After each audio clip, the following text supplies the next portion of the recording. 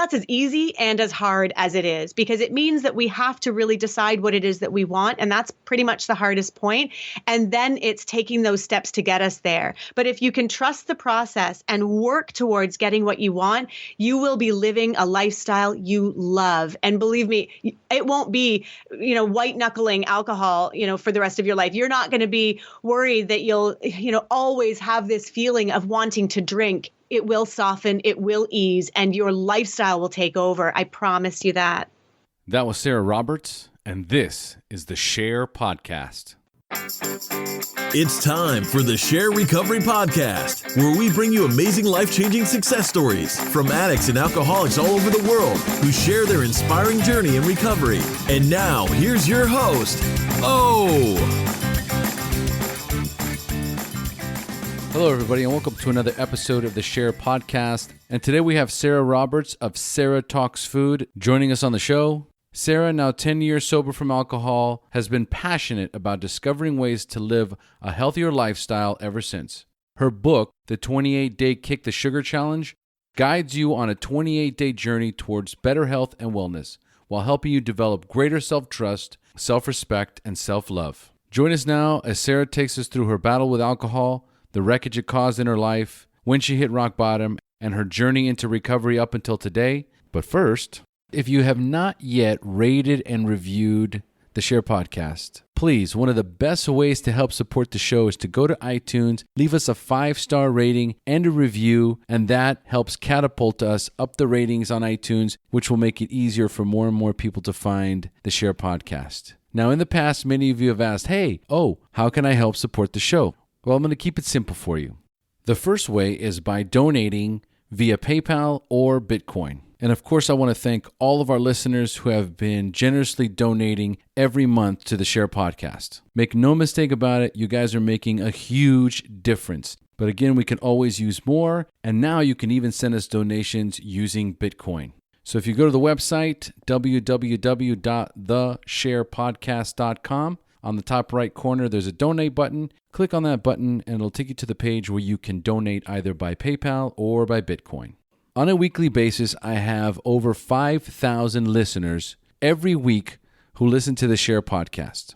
So if 100 of you guys would send me $5 a month or more, there are a few listeners that are sending $10, $20, and even $50 every month. That would completely support the show from beginning to end. So for those of you who have the wherewithal to send me $5, either by PayPal or by Bitcoin, then by all means, please feel free to donate now. We could really use the support.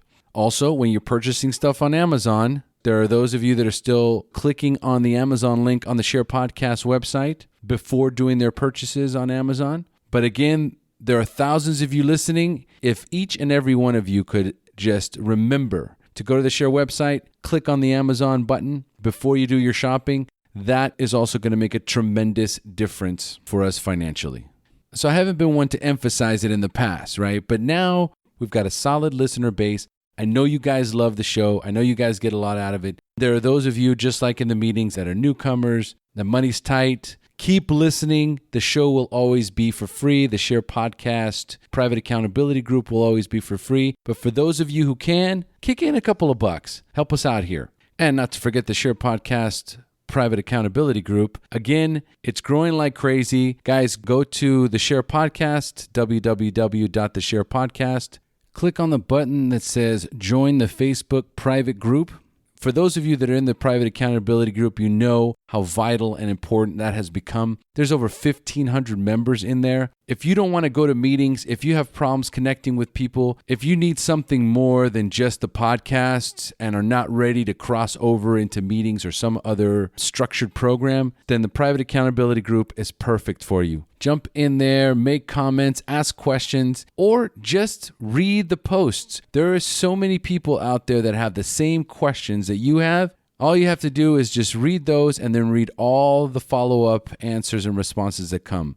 And make sure to subscribe to my weekly newsletter so you know every single time a brand new episode is launched. And of course, if you have any questions, just email me, o@theshairpodcast.com, and I'll get back to you as soon as possible. So now a quick message from our sponsors, and then on to the show. Would you like to join a free, anonymous online group that offers a daily topic email with popular recovery resources, accompanied by a secret Facebook group for discussion? Then go to dailyaaemails.com for more information about Transitions Daily. And don't forget to share dailyaaemails.com with friends, in meetings, and with sponsees in recovery. Sober Nation is the largest online recovery community and treatment resource center. They provide treatment resources to those struggling with addiction, as well as to the family members who are caught in the crossfire. On top of that, Sober Nation is a huge community of good people who share their experience with each other. They have informative content, recovery and addiction news, as well as an entire clothing line which helps expand the culture of recovery. They can easily be found at www.sobernation.com. Sober Nation is putting recovery on the map. Hey, Sarah, thanks for joining us. Thanks for having me. It's exciting to have you on the show today. How you feeling? I'm feeling awesome. I'm feeling very excited to have this chance and opportunity to sit down with you. I'm really happy about it. Thanks.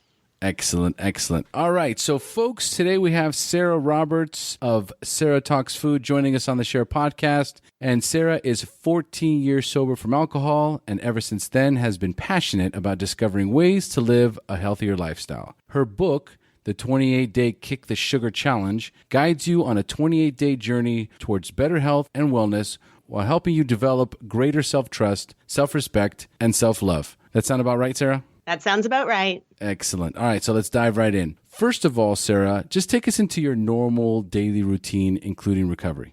So I love this question because I'm not somebody who did the 12-step approach. So we'll get into that when we talk about my story. So my day essentially starts with some quiet meditation. And it doesn't always look like sitting in, a perfectly peaceful seating area with my hands on my knees with bells chiming in the background. It's often, honestly, just a matter of waking up, opening my eyes and saying thank you for the things that I'm truly grateful for in that moment, that day. And that's kind of the way that I start my day. I always have lemon water first thing. Warm lemon water is my thing. I hydrate first thing in the morning.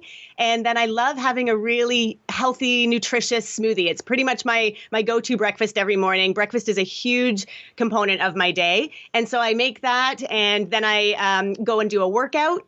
And after that, I get to work. I'm an entrepreneur, so I go to my home office and I work for the rest of the day. Man, you are busy, and you have high energy. I do. And I'll teach you how to have high energy if you already don't, but I have a funny feeling you've got pretty high energy yourself. Well, I mean, I could nowhere near yours, so I'm going to take direction from you, all right? I'm excited. Okay, we're going to go there. Great. I look forward to it. All right. So tell us a little bit about, Sarah Talks Food, and tell us about the book. So SarahTalksFood.com, it's my blog, and I launched that in 2015. And it was something that I'd grappled with for a long time, whether or not I would ever be able to share with the world about being an alcoholic. I had been ashamed and mired in shame for so long that finally coming out on my blog was the scariest, most terrifying thing I could have ever imagined doing. But I knew so deeply in my soul that if I didn't finally come out and share my story, I would remain stuck as a person. I would remain stuck in the feelings of inadequacy, and I would remain stuck just in every area of my life if I didn't finally admit that I am an alcoholic. I was sharing it with some people very secretively, very quietly over here, and hiding it from other people. And so I finally just wanted to be congruent. I wanted to be fully integrated in my life. And so I just made that decision to launch my blog. And I knew that the first post that I had to write would be, here's the truth about myself. And so I was thrilled because so many people, it's so scary when you hit that post button. I mean, I was sweating. I lost sleep. I didn't know what people were going to think of me after that. And of course, as we all know, when we finally share, if people out there have been open about their recovery and about their alcoholism or addiction, when you finally share with people, there's never any judgment. There's never any negative feedback from it. It's always all positive. And so that's exactly the experience that I had with being open about it. And I've just taken that as the launching point for everything else I've done in my life.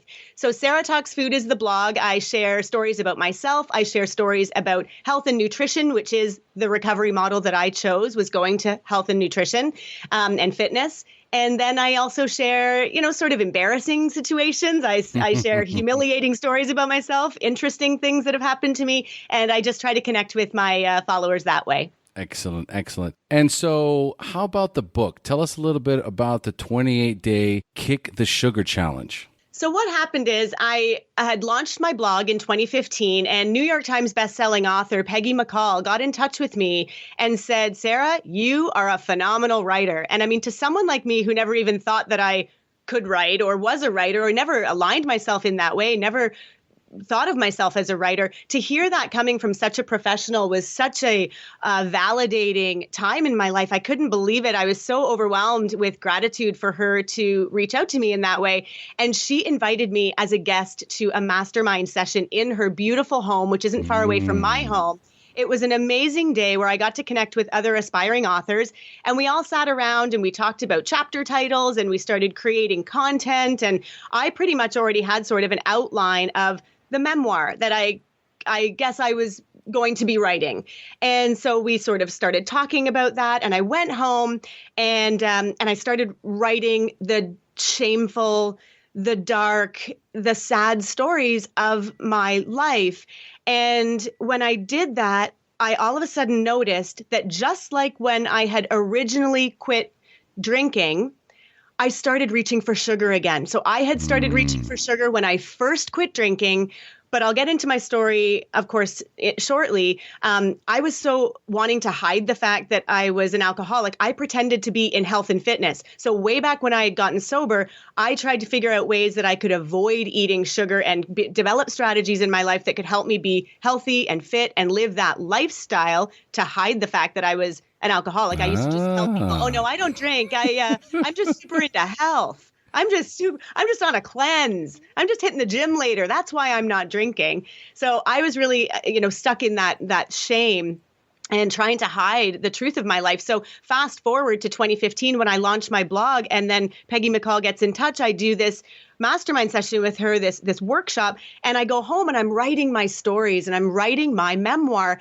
and all of that pain starts bubbling back up and all of those shameful stories start coming to the surface, and I'm reliving them because I don't know if you've read any of my writing. I really, what's the way that I write is I really go right back into the moment so that I can pull out those emotions and I can try to connect with my readers and my audience as much as I possibly can. And so I was doing that, and it was pulling out all those old feelings. So I started reaching for sugar again. But at this time in my life, I understand more about nutrition. I understand more about health and wellness. And so I'm baking up my healthy banana bread, and I'm making my healthy chocolate banana milkshake, and I'm making these chocolatey treats that are homemade. But I mean, you can still overdo it on the healthy stuff too, even if it's using maple syrup and honey. And so I started gaining weight. I started feeling crummy, and I realized, oh my gosh, I'm eating my emotions again.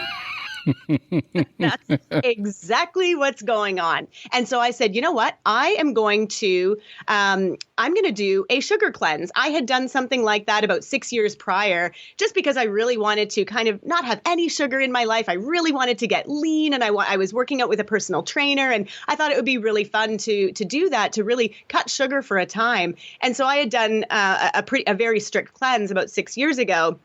And it worked really, really well for me. I really enjoyed the way that I felt. And so I thought, I'm going to do that again, because I know that for me, I sometimes need that kickstart. I need that complete abstinence. I need that opportunity to get completely rid of a substance in my life so that I can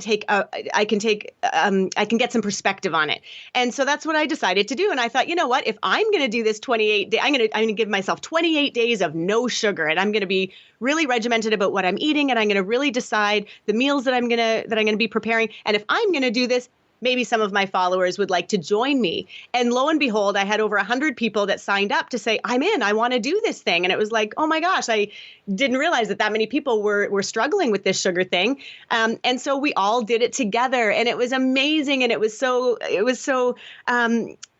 we had so much accountability, like we really held each other's hands and we helped each other through it. And it was such a fabulous experience and so life-changing for so many of us. And I realized, you know what, I want this to be available more than just sort of every 28 days. And I certainly didn't want to always cut out sugar forever. And so I wanted to write the book so that anybody, anywhere could have access to this challenge. And so that's how the book came about. Wow. That is a mouthful. I know. And sometimes I just talk. And I'm sorry, listeners, if it's driving you crazy, my rumble mouth. But yeah, that's how it came about. I hear you. And man, I got to tell you, sugar is my arch enemy. That is my nemesis. I can't let it be my go-to thing because I can get swept away instantly.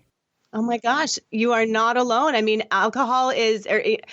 sugar is 8 times more addictive than cocaine, and it lights up the same reward centers in the brain. I mean, we want that serotonin rush. We want that dopamine, and we get that when we reach for sugar. So it's no joke. It's no surprise that at AA meetings, we see the donuts, the cookies, the coffee, the candy, like we see it all. It goes completely hand in hand. And so it's called, addiction transference is a real thing. And a lot of us that are in recovery go to sugar because, hey, it's marketed to kids. It's all over the place. You can get it anywhere at any time of day. It's the most easily accessible drug there is. There's no question about it. And it's true. I mean, it's easy for me to just drive by. I'm at the gas station filling up the tank, and there's a little quickie mart, and you walk inside, and there's every conceivable type of sugar that you can get your hands on, right? It's so fast. It's so easy. And it's that instant gratification that we're looking to escape, whatever it is we're trying to escape from, and it's just these up and downs. And so I have cut it out. Like I drink black coffee, so I don't add sugar to my coffee. I definitely don't eat any donuts or junk food or stuff like that. A lot of that came when after I got married, my wife was just like, dude, this is not good for you. Yep. Right. And she's a yoga instructor and she's, health and wellness and all that kind of good stuff. And she's a wellness coach. So it's tough, having somebody live with you that's like your little accountability button. But at the same time, I know what it does. I know what it does to me. And it's insatiable. So once I get started, it's tough for me to stop, right? And I certainly can't have anything in the house. Like for Christmas, we got these little marmalade jars, homemade, that really like amazing fresh strawberry jam kind of thing. Yep. And I remember she had them hidden and I found them. And then I had one and I was sneaking it. And then she found out that I did. And so she was like monitoring how much I was going through, and it was going quick. When I went to go look for the other ones, I was like, hey, so what happened to those, the jelly that we got for Christmas? And she's like, oh no, I gave those away. Yeah. The rest of them, because I know you ate the other one. Yeah. It's just, if I know it's there, it's almost like when I was doing cocaine. If I knew it was in the house, it was getting done. Well, that's it. That's it. And that's all of us. And that's what we're doing to our kids. I mean, we are literally creating addicts with our children when we are feeding them. I mean, I love Robert Lustig is one of my favorite doctors out there. And he makes a great point. He says, I have no problem with dessert. I have a problem with having dessert for breakfast, lunch, dinner, and dessert.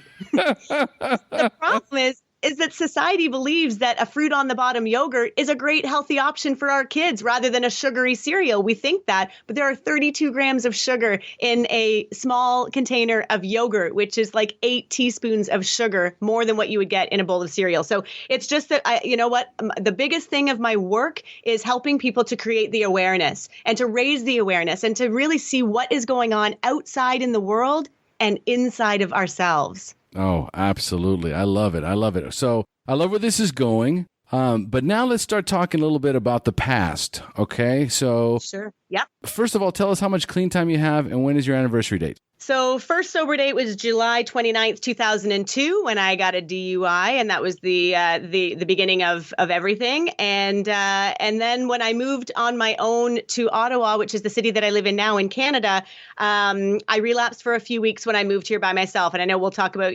geographical issues, what can happen then. So January 2nd, 2007 is my sober date. So I've just got over 10 years. Awesomeness. I love it. And how do you maintain your spiritual condition, that conscious contact with a higher power, on a daily basis? Honestly, it truly is just that waking up and feeling that deep, deep sense of gratitude for being able to do the work I am now doing in the world. I know that without my sobriety, I would not be doing any of the work that I'm doing now. It is simply the greatest blessing and teacher in my life. So truly, truly, it is gratitude. I write in a gratitude journal. I am throughout the day, I am found, just in any moment, sort of if something good happens, like I'm planning something right now in my business and I got a few pieces of good news today. And I immediately sort of stretch out my arms and just say, thank you. And I look upward and just thank you. Thank you. I'm just truly deeply in a state of gratitude. Even when things are hard, even when things feel like they're super shitty and things are not going right, I still want to say thank you for those opportunities for growth. So thank you, and being gratitude and being grateful is how I do it. Beautiful. I love it. So tell us how old you were the first time you drank or used drugs, and more importantly, how did they make you feel? I was 15 years old the first time, and that being said, I may or may not have had some sips of wine with parents prior to that. But the first time I remember truly drinking, I was 15 years old, and I bought what's called in Canada is a Mickey of vodka. So it's a small bottle of vodka, and I drank it straight because we were all going out. Some of the kids were trick-or-treating. It was Halloween night, and the rest of us were like, that's for babies, not sure what they're doing. But we thought it was kind of funny to walk around the neighborhood with our little flasks in our pockets. And I was drinking vodka straight, and I loved the way it made me feel. Absolutely loved it. Loved the taste of it. Knew it was terrible. Knew it tasted awful, like rubbing alcohol, but also sort of loved the burn. Loved the way that it just really made me feel. I loved it. I loved the way that all of a sudden the edges started getting a little bit softer, and things got a little easier, and I could move a little bit easier, and I could feel a little bit more comfortable in my body. I had recently moved to a new city, and it was a smaller town, and so that was a very defining moment for me. And when I look back now, I know that I was an alcoholic drinker from the moment I started drinking, for sure. Absolutely. Man, you are warmed up, señorita. Thank you. So I am going to turn this show over to you. Awesome. It's time for you to share your story, the battle against drugs and alcohol, the wreckage it caused in your life when you hit rock bottom, and then finally your journey into recovery up until today. So Sarah, take it away. Thanks so much, O. I really appreciate this opportunity to share. My pleasure. Thanks. So as I said, I'm 15 years old. And prior to that, I was born and raised in a lovely family, great family values. Mom was stay at home. Dad was a hardworking executive. We had money. We lived in beautiful homes. My mother cooked lovely meals every night, were placed on the table. They had a great relationship, very loving, very warm and affectionate. And we never wanted for anything. My brother and I were, I think we both would have looked back and assumed we were happy. I think we look back and assumed it was normal the way that we grew up. It felt very Leave It to Beaver. It felt very normal, very comfortable, and it felt good. And I think, my dad was a great guy. He made everybody laugh. He was a fabulous person. He was liked by everybody. And my mother was a socialite. She loved, putting on her high heels and her makeup and looking forward to my dad coming home every day. And they would have cocktails at 5 o'clock when he would walk in the door. And of course, wine with dinner was every night. And then I'm sure drinks after dinner happened too. So the way that I remember my childhood was alcohol was just always there. It was completely normalized in our family and my extended family as well. I mean, it was just something that our family celebrates with alcohol, as so many families do. I feel like, I would go to other people's houses and they were doing the same thing. Everyone was drinking alcohol. It was normal. We lived in the UK for a time, and every house we lived in after returning from the UK, my parents would build pubs in our home. So we literally had nice pool tables and dartboards and fireplaces and tapestry and kegs and bottles and bottles and bottles of alcohol. And then there was always also an upstairs bar. So alcohol was definitely a very big theme in our home. It was part of the way that my parents socialized. They were very social people. My father was in an executive position, as I said, so they entertained a lot. And my mom loved having people at the home. So it was very social in our home, lots of people, lots of parties. And that's just sort of the way that it looked as far as the landscape. And so when as I'm growing up, I do notice, though, that I'm not connected with my parents necessarily. I know that they love me. I know that they are great people, but we aren't connected in some of the ways that I'm noticing other friends are connecting with their parents. Like the other parents are really making sure homework gets done and, and just really involved in their lives. And I look back now and I can see that there was definitely a disconnect there. My parents were very involved with each other, but not so much devoted to the kids. And that can go either way. And hey, I'm never going to put my parents down for the way they raised me. I would not be here sitting on this podcast talking to you if not for every decision that was made in my life up until now. So I don't have any regrets, and I don't live in that feeling of anger or frustration about the way that I was raised. But I can look back to points of it and say, oh, that's interesting. That contributes to why I am the way I am, or that contributed to my story anyway. So as I said, I was 15 years old and moved to a new city. And what happened is I left my first group of really tight friendships that I had finally developed, because we moved a lot when I was a kid. My dad was moved around with his job a fair bit.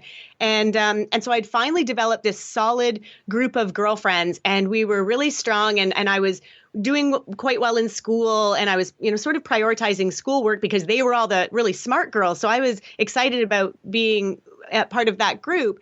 And then I moved to this smaller town, which was my father's hometown. So we had some family there, but I didn't have any friends.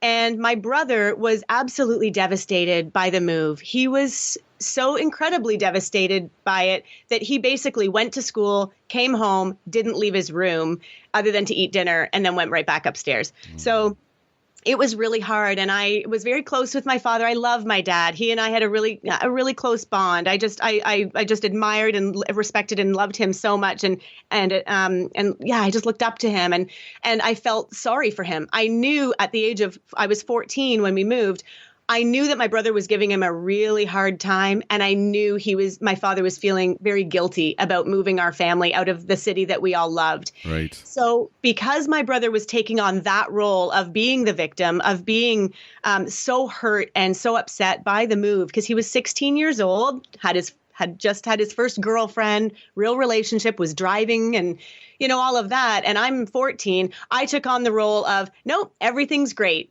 Everything's fine. I'm doing great. I'm making new friends and everything's wonderful. And that just wasn't the truth. The truth was I was miserable. I missed my friends. I wasn't loving the new city I was living in. And I was hiding all of that. I was pretending. So part of that led into me trying to get into different groups of friends and not really ever feeling like I connected with any of them. But as soon as I took that first drink of alcohol on Halloween night, it was like, oh yeah, this feels good. Like I can deal with this now.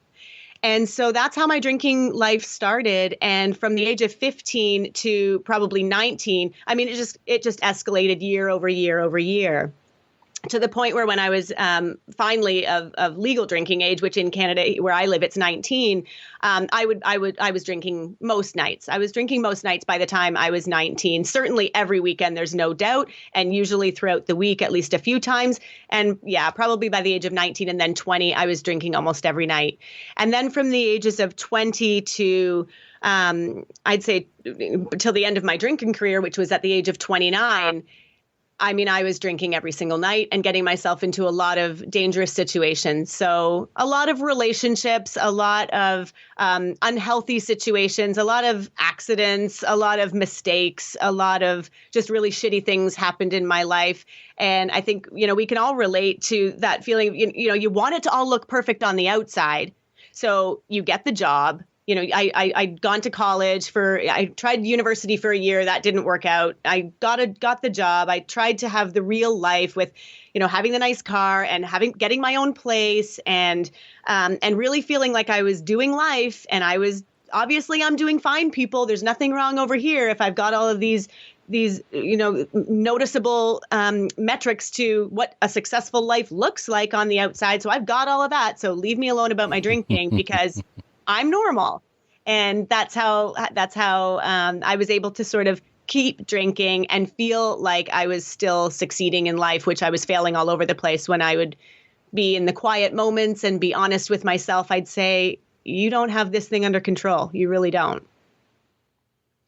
So I would say that by the time I was then 29 years old, there have been just a lot of situations where I've put myself at risk, just very risky behavior. I was promiscuous as a teenager. I was promiscuous into my 20s. I would go in and out of relationships. I, would drink and drive was an absolute. It's hard for me to understand how anybody who is in active alcoholism, who has a car and goes places, doesn't drink and drive. And so I got, at the age of 25, I was on a ski vacation with some friends, and we were sitting outside a chalet. My girlfriend and I were just chatting after I had driven back from the bar, but I wasn't nearly close to being what I would consider drunk yet.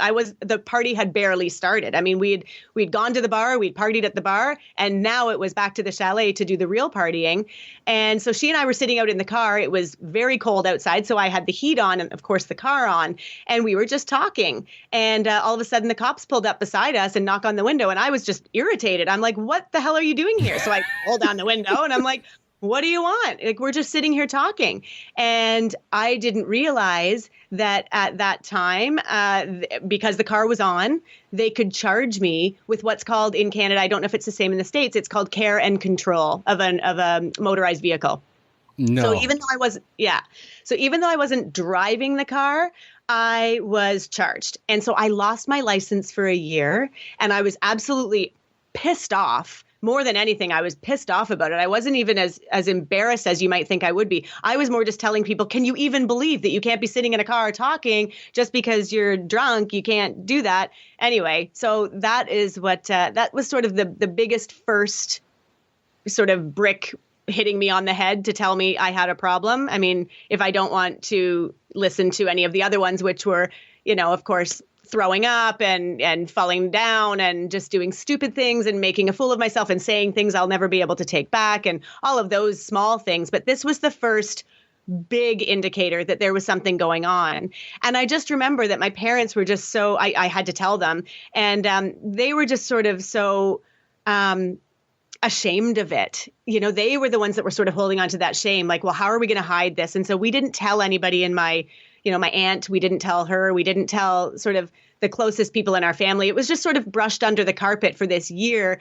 And I gave my car away to a friend just to use for the year. And then after the year was up, it was just back to normal. And I certainly hadn't curbed my drinking in any way. And my parents were my biggest drinking partners. I mean, that's who I drank with, a lot of the time. And that's just as simple as it gets, because we were a family that socialized with alcohol. And I think we all thought to a degree that we had it under control. Right. Like, I think we all to a degree thought it was just the way it is. And it wasn't until later on that my dad was really honest with me one night, and he said, I really feel like I've led you down this path, and I'm so sorry that I have. But that didn't happen until later. So this time when I lose my license for a year, I mean, that was just, life kind of went on as normal. I pretended it wasn't really happening. And as soon as I got my license back, it was just back to reality. So that was when I was 25 years old. And at the age of 28, I entered into a relationship with a guy who was just a really, really great person. He seemed like just the nicest guy, and yet he wasn't a drinker. And so one night I was at his house and I was cooking dinner. We were only dating for just over a month or so. And I brought beer over. I brought a 6-pack of beer because at this point I've now gone from drinking wine a lot of the time, to, okay, sometimes I can't control the wine and I don't always know what's going to happen with where the hell my car is or where the hell I am. So I'm going to go to beer, because then I can count the number of beers that I've had and I can kind of keep a lid on it. And then when I get home, then I can do my real drinking. So I was over at his place cooking dinner, and I brought a 6-pack of beer with me. And he was just sort of sitting on the couch looking over at me cooking. And he said, so are you going to do this every night? And I'm thinking, is he asking me if I'm going to cook for him every night? And I said, like, what's he asking me? So I'm, drinking my Corona. And I said, what do you mean? Am I going to do this every night? And he said, so do you do this every night? Do you drink every night? Because I guess I had alcohol every night that we had seen each other. And I said, well, what's the big deal? Everybody drinks. And he said to me, no, not everybody drinks. And I said, everybody drinks. And he said, no, not everybody drinks. And I thought, oh, okay, you know what? I don't like the way this feels. And this feels very judgmental. And I'm pretty sure that this means goodbye to the relationship, because I'm not going to stand for it. So basically, when it came to relationships for me, if they would leave me alone about my drinking and never bother me about it and drink with me, we were good. We were good. I'd let them hang around. Whether or not they were a good fit for me or not, if they were the right, person for me, really didn't matter. It was all wrapped around my primary relationship, which was with alcohol. So if they didn't bother me about the drinking, they were there to stay. As soon as they started bothering me about the alcohol, they were out. So I left that night after, I probably didn't have all of those beers that night. And I went home, and of course I would have drank more. And the next day I called him and I just said, I don't think this is going to work. Actually, I went over to his house and I tried to break up in person. And I said, this isn't going to work. I'm not feeling the chemistry here. It's just not working. And I wasn't even being honest with myself at the time that it was about the booze. This is all looking back now. And he said, wow, well, I really feel a connection with you. I really think there's something here. And I'm saying, no, I really don't think so. So I left his place, and basically he just really did his best to keep the relationship going. And I said, let me see how I feel. Fast forward a few months. So we continue to date. And so a few months later, I said, it's over. It's just not going to work, because he really was bothering me about the drinking. And so I went out with his next door neighbor, which was a female. She was a husband and wife neighbors. And we had gotten pretty close over those few months that the guy and I had been dating. And so we went out for dinner, because she was disappointed that I was basically that I had basically ended the relationship. Right. And I said, you know what? I just don't feel the connection. So we were out for dinner, she and I, and she was just saying, she was disappointed. She wished that we could make it work. She really liked our relationship. She thought we were fun. She and I were becoming friends. So she liked that connection. And so we were sitting having our second bottle of Pinot Grigio, and we didn't eat much. She was a bigger girl than I was, much taller than I was. So she could handle her alcohol definitely more than I could. And we were sitting there smoking our cigarettes and, chain smoking and drinking our Pinot and not eating very much. And all of a sudden I get pretty melancholy, and I think, okay, maybe I can make it work with this guy. Maybe I do like this guy because I'm drunk and I'm, feeling nostalgic. And we get into our cars, and I could have thrown a stone to my apartment from where the restaurant was. And instead I get in my car and I follow her out of the parking lot to drive to her place, which is next door to his place, which is a 25-minute drive across the city.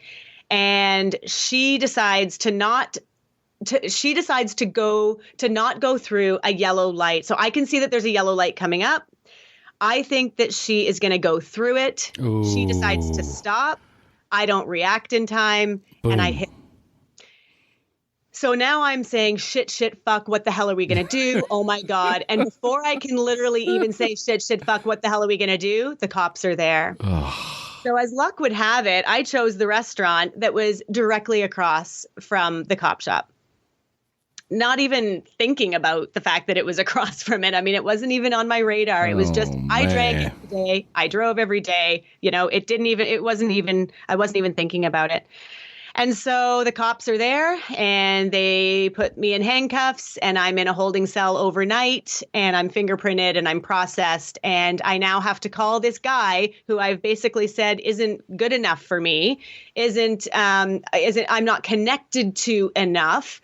I now have to call this guy and say, this is what's happened and you need to help me figure this situation out. And I will say, and I'll forever say that if not for that man in my life at that time, I don't know where I would be today. He was absolutely the most influential and impactful person in my life up until that point. I mean, I guess other than my parents who, certainly raised me, but he was just exactly who I needed to be. I knew who I needed him to be. He did everything perfectly, and yet he had no clue what the hell to do because he was certainly never in this situation. But he was just the most amazing person, and so he brought me to his home, and I curled up in the fetal position. He had to go to work. I called in sick, and I curled up in the fetal position, and I literally was suicidal in those first hours. There's no doubt because I knew that I had to quit drinking. I knew that I was an alcoholic and I knew that I had to quit drinking. And I knew that that meant that my life as I knew it was over. And I knew that that meant that the person that I had been for all of those years was no longer. And every single piece of my life was going to fall apart because of this new decision. And so I went into the kitchen and I went into the knife drawer and I literally thought about it and I imagined what it would feel like to kill myself. And I went through all of those imaginations and feelings. And I threw the knife back in the drawer when I heard a voice say, "Put the knife down." And I ran back into the bed, pulled the covers back over my head and just sobbed like a baby for hours. And I remember him coming home on his lunch break and he yanked the covers off of me and he said, "You know what? You didn't hurt yourself. You didn't hurt anybody else. So suck it up and get over it. You've got to pick yourself up." And I mean, as harsh as that felt in the moment, I was just like, what the fuck do you know? Like, my life is literally fucked. I needed my car for work, so I had to quit my job.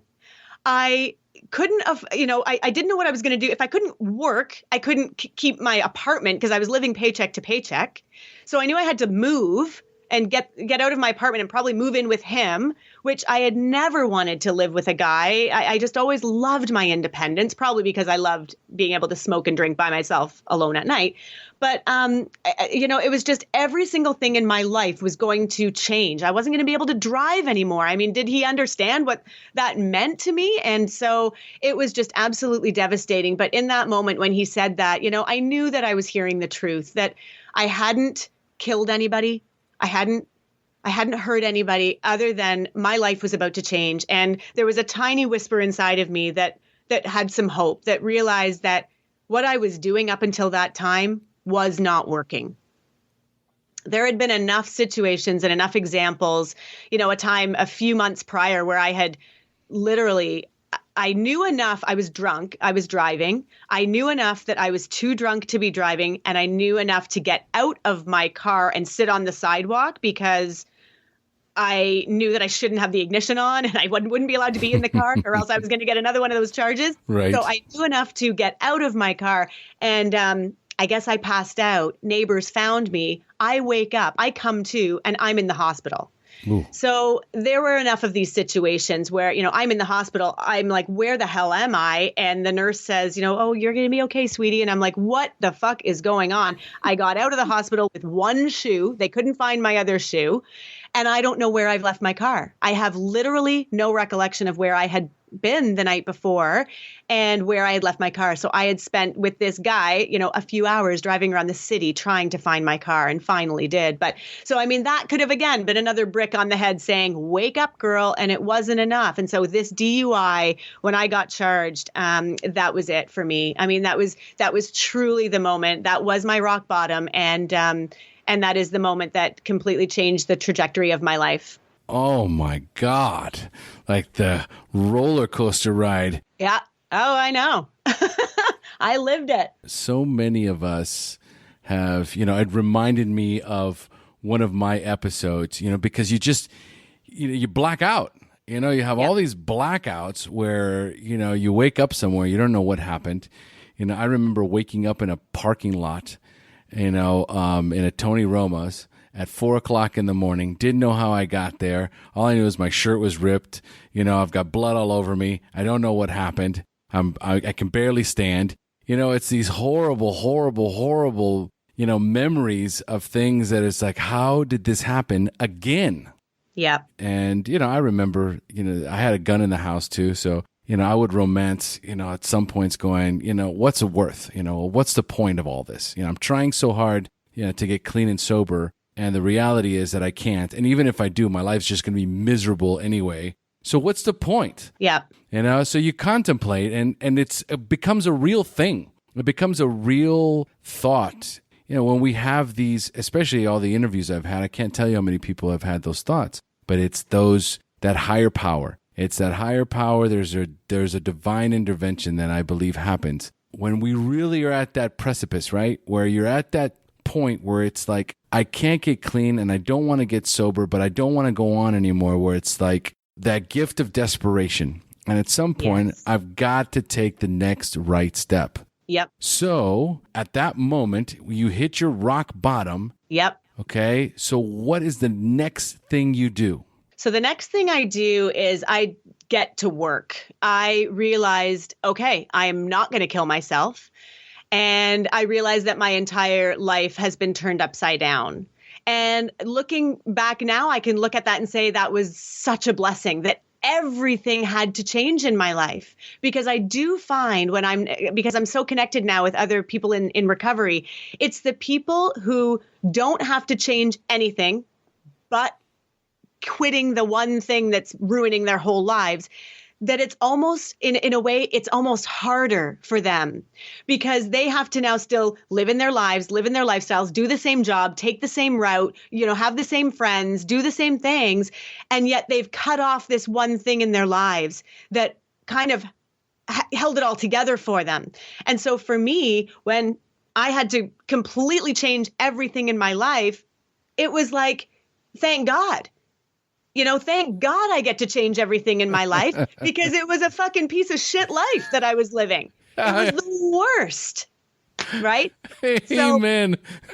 Yeah. And so for me, that was how it just made it all fit together. It was like, okay, I think that this is the worst thing ever, but no, I'm going to get to work here. So what do I want to do? And I thought, and I'd really wanted to go to business school. And I really felt like, I was working in business, but I hadn't gone to college after I'd gone to a university once, and it didn't pan out for me, and I wasn't ready for it. I learned how to drink more beer, do more drugs, and smoke more cigarettes, and learn to play euchre. So I didn't go to class, didn't do anything the first time around. This time around, I said, you know what? The whole thing of my story is it's a blessing and a curse that I lived in a family where appearances truly did mean more than the truth. So our family truly valued looking the part, appearing the part, and whether or not we really were doing the part kind of was inconsequential, as long as we smiled at church, and as long as we had those, lovely meals on the table, and, and everyone was talking, but we weren't really connecting, and again, this is not to put down my parents, because my mom and I are having a bit of a struggle now, because whenever I'll say things about my upbringing, she sort of thinks like I'm throwing them under the bus, and I'm never trying to throw them under the bus, because I understand that they were parenting us the way that they had been parented. They didn't know any different. This was the way that they knew how to do things. And it's generational. I'm 44 now. And there was a lot of feeling of not wanting to talk about all that negative stuff, not wanting to talk about sex, not wanting to talk about all of that, stuff that parents are awkward talking about. It was like, no, we're just going to have this lovely family and these good family values. And we are are good people. We are, it's a good family. But there is that piece of it that we never wanted to go deep. We never wanted to go deep. And so it was very, very superficial in my family.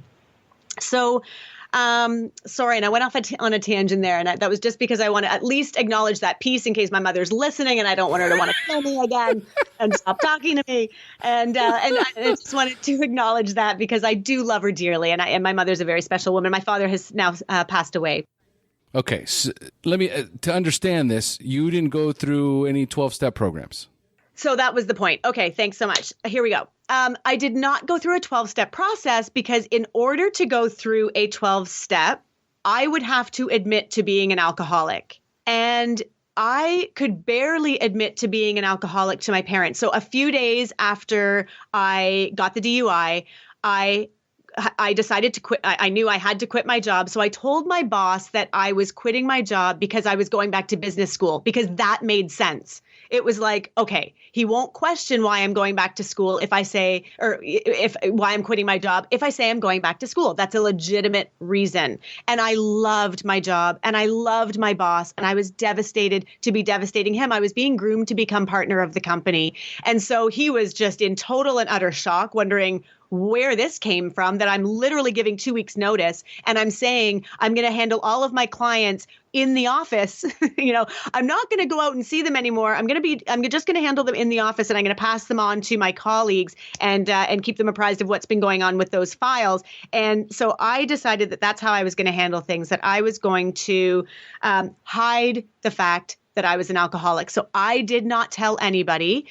4 days later, I went over to my parents' place. I sat them down. I said, Mom, Dad, I am an alcoholic. I've been charged with a DUI, and there's a good chance I'm going to lose my license for more than 1 year if they realize that this is not a first charge. And that's where we are. So I'm going to go to business school. I believe there is still money in my education fund since I only took 1 year at university that I flunked out. So hopefully there's still a little cash in there that I can take out. And I hope that you support me in this. And in that same evening, my father said, wow, okay, I have something to tell you. I've been diagnosed with depression. So it was a weird sort of mix of a lot of emotions and a lot of feelings and a lot of sense of I didn't have any bandwidth left. I didn't have anything left of me to give to my dad to be able to understand what he was going through in that time. And he was still very heavily drinking. And in fact, his drinking escalated at that time when he first was diagnosed with depression. So as you know, I'm sure with people with depression, you're taking in an antidepressant or you're taking, SSRIs, and then you're drinking an antidepressant in alcohol, and you're basically just balancing out. So he was truly not even being medicated during those years that he was doing that. So I had a really hard time during those first early years of sobriety because my parents were still actively drinking. So whenever I would go and visit with them, it was sort of just kind of feeling like good old times, yet I'm sitting there sober. And it was amazingly enlightening for me to realize that that is who I was. I would watch them drink and I'd think, holy shit, they're on their third bottle of wine. And that would have been, and that's a Tuesday. This isn't this is Christmas. This is a Tuesday night. This is a no big deal kind of a night. And, we're on to our second pack of cigarettes and I'm not smoking as much anymore because I'm not drinking. And so, I just really realized how much damage that alcohol was doing. So it was truly cathartic for me to be with them during those early days and months and years of sobriety, because it really just kept reminding me as the conversations would just go around and around in circles, misunderstandings would happen. I'd have to try to figure it out. And this guy that I was going to end the relationship with became, such a strong partner for me. He would just be sitting there sort of shaking his head saying, yep, this was you. This was what I dealt with when you were drinking. So it was really great. It was a great experience for me to be able to see from the, truly from the outside looking in what was really going on with alcohol. So, I was trying so hard to hide my alcoholism through any way that I could. So I decided to go back to school. And I decided that to make this whole puzzle work, I had to bust my ass. And I'd never been a good student. I was somebody who sort of could scrape by getting, B's and C's I never studied, never learned how to study, or was asked if I studied. So I didn't learn those skills. And so I had to teach myself, and I taught myself how to be a student and how to truly excel at school. And so when I stood on the stage and accepted the award for the highest award in the college in front of 2,000 people and thanked people for what they did, they had no idea that I had come through something so much more profound than they would have ever imagined, because I kept my sobriety and my alcoholism a secret to everybody. And all I ever said was, nope, I'm into health and fitness. I don't drink. Everyone's going to the pub after school. And I'm like, no, thanks. I'm hitting the gym, or I'm doing a cleanse, or I don't drink because I'm a healthy person. And so I use this guise to hide the truth of my life and to hide the truth of my story. And so that's how I got into health and fitness in the first place. And that's how I used it as my recovery model. So as I was saying at the very beginning of our chat, I basically would say, I'm into health, but I'm starting to crave sugar, like to the point where I would sit with tubs of Ben & Jerry's ice cream and polish off entire tubs of Ben & Jerry's ice cream at night. But when I quit drinking, because of the stress of everything, and I was never heavy, no one would have ever thought that I was very overweight, but I dropped weight very quickly when I quit drinking because of the stress of the situation, because of not drinking every night as well. And truly, I completely transformed my look. I looked very different within the first 3 months of sobriety. And so I used that as the impetus, really. I sort of said, well, if I got pretty lean, I'm going to start going to the gym. I'm going to start working out. I'm going to start becoming this healthy person that I'm telling people I am. And so that I can have some type of congruence in my life. And so that's exactly what I did. I started working out. I learned to start to build muscle. I started lifting weights. I started really learning as much as I could. I read voraciously about fitness and nutrition. And I really wanted to understand how to fuel my body better. And so I started developing strategies on how I could stop craving so much sugar. So I knew that would mean starting with a high protein breakfast in the morning. So that became very, very important to me. And it also helped me to excel at school. So I'm now nourished. My brain is functioning properly for the first time as long as I can remember. And I'm feeling really good about things. And for the first time in my life, I can tell you, I started to imagine the possibility of being able to love myself. Because prior to that, there was no doubt about it. I absolutely loathed myself. Absolutely. That's what we do. That's what we do. We hate ourselves. Yeah. It doesn't matter what the outside looks like. It's always about how we see ourselves. Yep. Once you sober up and you have time to spend in your own brain, then the ass-kicking machine comes out and the insecurities come out. And it's amazing because I'm looking at your pictures over here and you're in amazing shape. Oh, thank you very much. You look fantastic, So the look you have right now, because you have abs. So this look that you have right now, you didn't have this when you were drinking. Oh my gosh, not even close. Absolutely not even close. I was puffy. I mean, it was so amazing. People didn't even recognize me when we would go out. So I would still want to go out with friends. And so I had a core group of very close girlfriends that I had tried to hide my alcoholism with this group of, there were 5 of us in total. And we connected at a restaurant that we all worked with when we were in our 20s. And so we are still close friends today. And I even hid my alcoholism from them while I was actively drinking as much as I could. I would try as hard as I could to not get drunk too many times in front of them, to raise too many flags. And then when I got sober, same thing. I didn't want to tell them that I was an alcoholic and that I had quit drinking. And all of a sudden I just sort of really transformed my look. And everyone was kind of like, wow, you have cheekbones. Like, where did those come from?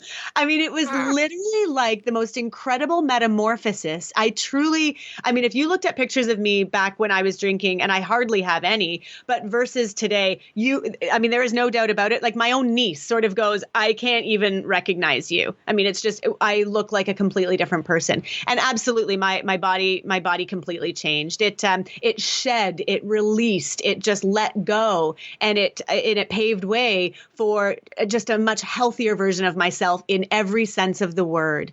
And so I did go within a big part of my journey. And no, I didn't do 12-step, because that would mean going to an AA meeting. And that would mean admitting to a room of people that I have a problem. And that was just never going to happen. That was just never going to happen.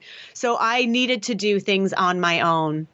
And so I started, again, reading voraciously about health and fitness, but I also started looking into teachers like Wayne Dyer and Eckhart Tolle and Napoleon Hill. Think and Grow Rich was a big life changer for me. But Eckhart Tolle's A New Earth, Awakening to Your Life's Purpose, that book, I was later going to give that as a recommendation for a read for anybody that wants to understand how interconnected everything is. That was one of the most impactful, life-changing books of my recovery journey, for sure.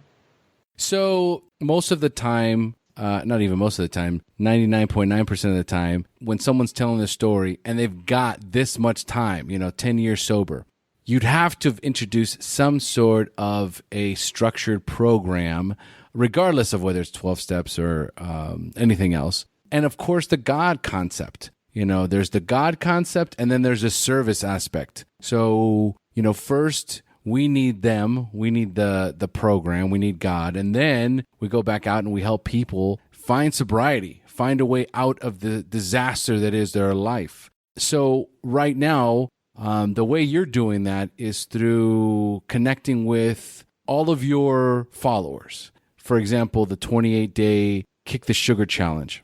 Helping people come off the sugar addiction. Do you have like a core group of, say, for example, I don't know if it's followers, for example, like social media followers, or people that a community that you connect with that are on this same journey? Do you follow what I'm trying to ask here? Yeah, totally. And so I have a nice cross section of both. So I have people that are working with me. So I have a school. It's called the 6-week Sugar Freedom e-course. And so people there, it's about 50-50, people in recovery, people not. But the way I look at it is all addiction is the same. It is all used to soothe emotions, to push things down by using something outside of ourselves. And so all of the exercises that I put my students through and my coaching clients through, they are all the same exercises and strategies that I used in my own life when I got sober. So I did know fundamentally that I could not just simply cut this one thing off and just be okay. Because I noticed right off the bat, as I mentioned, that as soon as I quit the drinking, I'm eating Ben and Jerry's every night. And I'm like, well, this ain't going to work. So I knew that not only did I have to not do that in order to keep up the guise of being this healthy, fit person that can't obviously be eating tubs of Ben and Jerry's every night, but I knew fundamentally deep down at my core that I needed to truly recover, to truly get sober. And so I needed to come up with those things. And it's interesting because I did relapse when I moved by myself to Ottawa after 4 years of sobriety. And I believe that it is because, in large part, because I wanted to test. I think I was keeping it in my back pocket that if I ever can get away from this guy and be alone, that maybe I can test this thing. And it was also because the temptation doesn't necessarily leave you if you don't have a really strong foundation set up around you. And so when I moved to this new city by myself 10 years ago, I arrived and I'm telling people that I'm sober. I don't drink. I'm into health and fitness. I'm good. No, thanks. I don't want to go to the bar. You guys are nice people, but thanks very much. I'm good. And after a few weeks, I made the decision. I said, you know what? I'm going to see if I can do this. I'm going to see if now that I'm on my own, doing my own thing, after doing all of that work that I've done, I'm going to see if I can be normal. And so I had a glass of wine and I went home right after and I kept saying to myself, see, you can do it. But that voice inside of me kept saying, you are such a liar. You are such a fucking liar. You know you can't do this. You know that if you had a bottle sitting in front of you, like that's all you want is to drown in that. You know it. But a few nights later, another glass of wine and raced home and said, look, I can do it. I can just do one glass of wine. And it was a few nights later that a bunch of people were going out. I went out, I got drunk, and I woke up the next morning, and that was January 2nd, 2007. It was after New Year's Eve. And that's when I looked myself in the eye in the bathroom and I said, is this who you want to be? Like, who do you want to be? Do you want to throw away everything that you've worked your ass off for? You've gone to school. You graduated at the top of your class. You're finally starting to do something with your life. You're having people approach you for job opportunities. You're doing things. You're going places. You love yourself finally. And in this moment, you fucking hate yourself again. Like I could barely look myself in the eye. It was so hard to look in the mirror and to finally raise my eyes to look myself in the eye. I mean, it took several minutes to be able to do it because I was hungover for the first time in over 4 years. I had not felt those feelings for so long. And so it was in that moment that I just said, that's it. I am done. I am done because I can't go back. I either change or I die because if I keep going on this path, I know exactly what's over there. But I can only imagine what's possible if I keep going in the direction that I'm going because I'm finally doing something. But I have to say that it really wasn't until I came out publicly, until I finally spoke the words out loud. So I had been a health coach in a fitness studio, and one by one, I was telling people that I was an alcoholic, and it felt so freeing and so connecting and so divine, so beautiful to be able to say to these people with weight issues, no, I might not be able to understand a weight issue per se, but believe me, I understand addiction. So if you are sitting on your couch eating a bag of Oreos every night, I get it. Like I was drinking bottles of vodka or Merlot or whatever the hell every night. So we totally understand each other, and it's all the same thing. So all I've really done in my work is when I finally came out on my blog in 2015 and I said to people, this is who I am, this is the truth of my life. All of a sudden, all of these doors and opportunities have opened up to me. People have reached out and said, I'm in recovery too. And I'm struggling with sugar too. And oh my God, what the fuck is that? Like, who knew? Who, there's no book on that. I mean, there are some. But, you don't hear this. You don't learn that when you quit drinking or when you quit doing drugs, there is a very good possibility that you are going to start binging on sugar. And so it just became it's such a passion for me. And it has allowed my life to take shape and to have meaning. And so that's exactly sort of the whole God thing, how it all, and why I can wake up in the morning and thank God and say, you gave me alcoholism. Thank you for that gift. Thank you so much. It is everything. It is my reason for being born. I was born and raised into that's what I mean when I say about my parents. Like I was born and raised into the family, the exact one I was supposed to be born and raised into.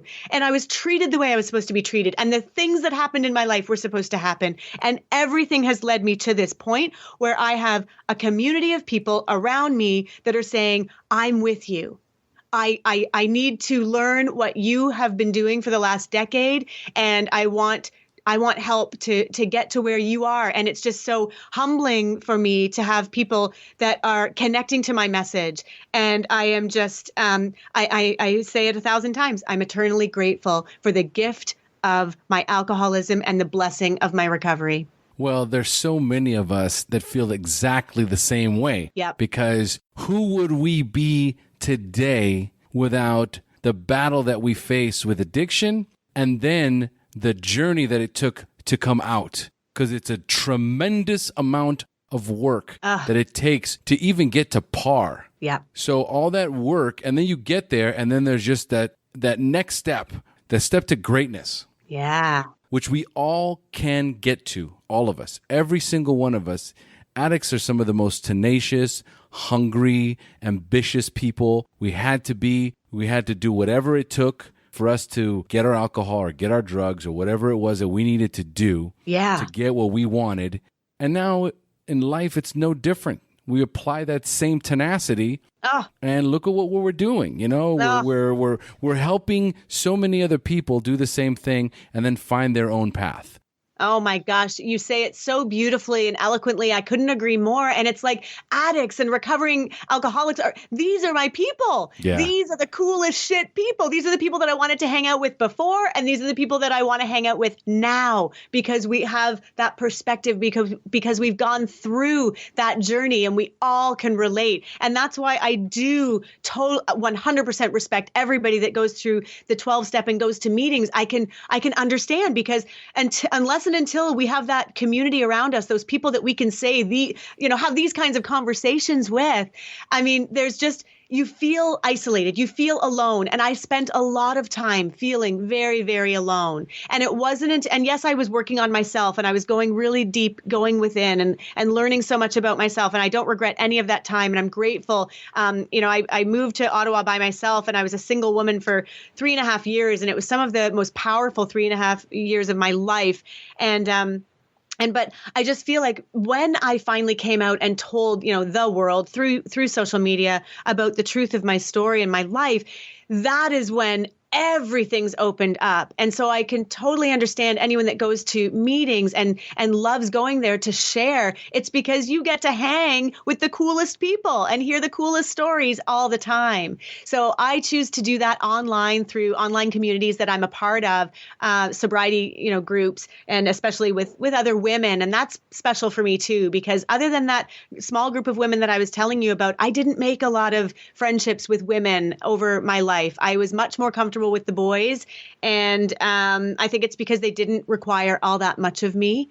And so I find that now having this incredible community of like-minded women who have been there, and we've gone, we've been in the trenches, and now we're coming out and we're doing this work. These are the people, these are my people. And I'm so grateful to be connected to them. It's just the best. Amen, sister. Amen. All right, Sarah. Well, we're going to start closing down now. Okay. And the way I like to do that is for the newcomer. So I'm going to ask you 5 questions about your early recovery, and I want you to respond with inspiring and insightful answers you can share with our newcomers. Are you ready? I sure am. Thanks. All right, let's do this. So first question is, what was keeping you from getting clean or staying clean when you first attempted to get sober? Because really, it was just, there was nothing that was keeping me from getting sober. I never wanted to get sober. I never, ever wanted to quit drinking, and I never wanted to get sober.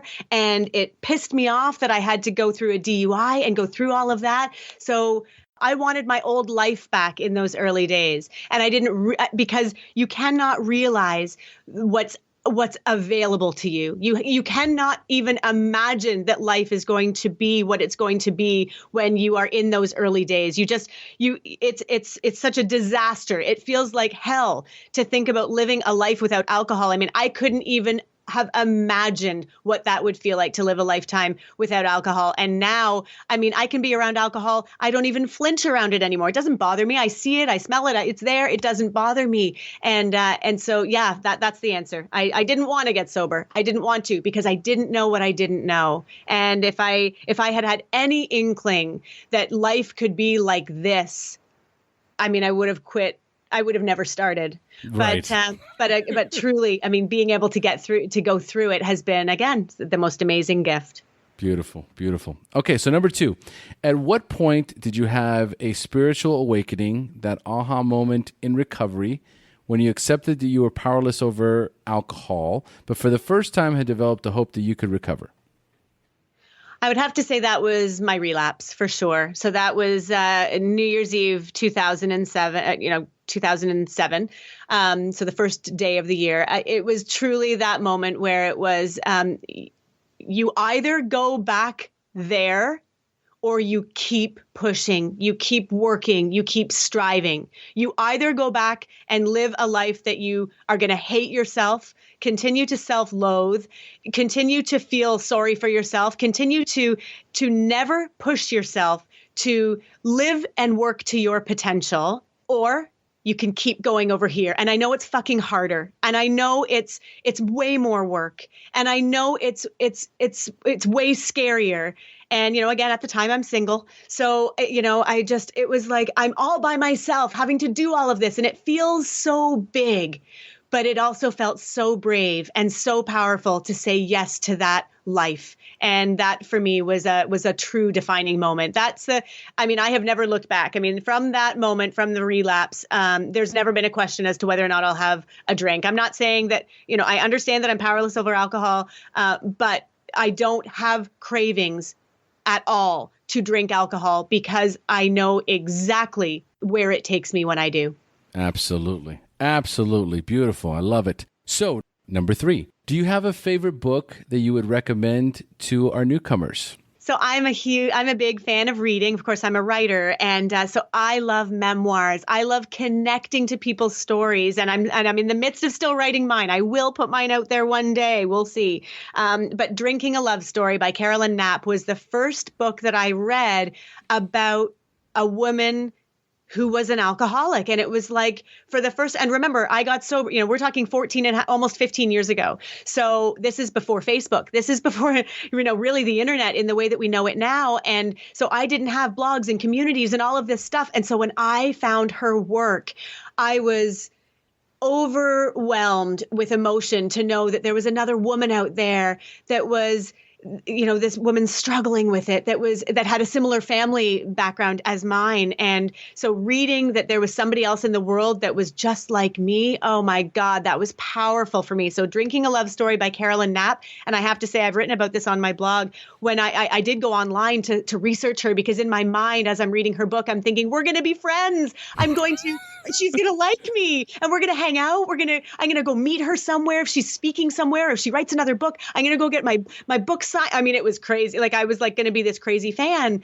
And I went online and I had learned that she had just passed away and she died of lung cancer. She was a heavy smoker, and it devastated me to know that this one woman that I felt this connection with had passed. And so I think that really helped to push me to keep going and to remind myself that, she really struggled in the end, for sure. She never really made peace with alcohol. So Drinking a Love Story by Carolyn Knapp. I love Dry by Augustin Burroughs. He is an amazing writer, especially for guys out there who want to connect with a male story. That is an amazing read. And then Glennon Doyle Melton. She is one of my favorite humans. She is an incredible woman. She's an agent for change. She is just a beautiful spirit in the world. And she wrote Carry On Warrior. It was just really a compilation of several blog posts. So it's funny and witty and just so much fun to read. But she struggled with alcoholism and drugs as well as, and also an eating disorder, bulimia. And she's also written Love Warrior, which was just a beautiful read as well. So those are some of the books that I love from a drinking perspective. Excuse me. And A New Earth, I mentioned it earlier, by Eckhart Tolle. So Awakening to Your Life's Purpose. Absolutely life-changing for me. If you can please, listeners, get past the first few chapters because they are tough. They are not easy to get through. And I had to put it down. I'd read like one page a day and think, I'm not smart enough to understand this book. I swear to God, this literally happened. I was like, I'm not intellectually capable of understanding what the hell he's talking about. So I encourage people, push through, just allow the seeds to be planted, allow some of those early chapters to sort of marinate and keep going with the book. And even if you do just read it very slowly, it is impactful. It is incredible. And Napoleon Hill's, I know I'm giving you way more than you probably wanted. Think and Grow Rich. Again, I had no idea the power of manifesting and co-creating my life. And I teach this to all of my students, until we realize and embrace the power that we have in our own selves to co-create our lives. Like, we don't even realize that if we write something down, and then work towards getting that thing, I mean, you are able to just create the life that you want to be living. And that's as easy and as hard as it is, because it means that we have to really decide what it is that we want. And that's pretty much the hardest point. And then it's taking those steps to get us there. But if you can trust the process and work towards getting what you want, you will be living a lifestyle you love. And believe me, it won't be, white knuckling alcohol, for the rest of your life. You're not going to be worried that you'll, always have this feeling of wanting to drink. It will soften, it will ease, and your lifestyle will take over. I promise you that. Beautiful. One of my favorite books, Napoleon Hill. That is, Think and Grow Rich. Yep. I must have read that at least 4 times. Oh, yeah. It's a textbook. Yeah. And at different stages in my life, so it meant different things at different times. It's a must read, folks. Absolutely. Yep. So, Sarah, tell us the best way for our listeners to find you and get a hold of you. And, of course, in the book list is the 28-day Kick the Sugar Challenge. But on top of that, what's the best way for our listeners to find you? Probably. So on social media, feel free to connect with me. It's always at Sarah Talks Food is my social media handle. And then on my blog, sarahtalksfood.com, you can access the book. You can access, if you're interested in joining me in the course, in the Sugar Freedom course. And on the blog, like I say, I share all sorts of things with my readers. So it's pretty interesting. You'll get an idea of who I am that way for sure. Perfect. And number 4, what is the best suggestion you have ever received? I'm going to say it's from someone who I've recently connected with. Her name is Holly Whitaker. She's amazing. She and Laura McCowan have truly changed my life. And I'll say one quote from each of them that I absolutely love. And so these 2 women run a podcast as well called the Home Podcast. And I'm part of their online community as well. So they're just amazing ladies doing amazing things in the recovery community. And so Holly says, know what you can and what you cannot fuck with. Which I love, because you know what? It's great advice. It's great advice when you want to just think, again, in early sobriety, where it might be that feeling of, well, maybe I can just do this thing or do it one more time, or maybe with this group of friends, it'll be okay. No, know what you can and what you cannot fuck with. And that's it. And Laura McCowan's, her saying, and she has it written on T-shirts, is we are the luckiest. And I love that. I love it. I love it. Well, that was know what you can and can't fuck with is a spinoff from the Serenity Prayer, but it's a more hip way of saying it. That's it. For sure. All right. And finally, number 5, if you could give our newcomers only one suggestion, what would that be? Well, and I've just got to be honest about who I am. I've got to say, getting into health and fitness has been a game changer for me.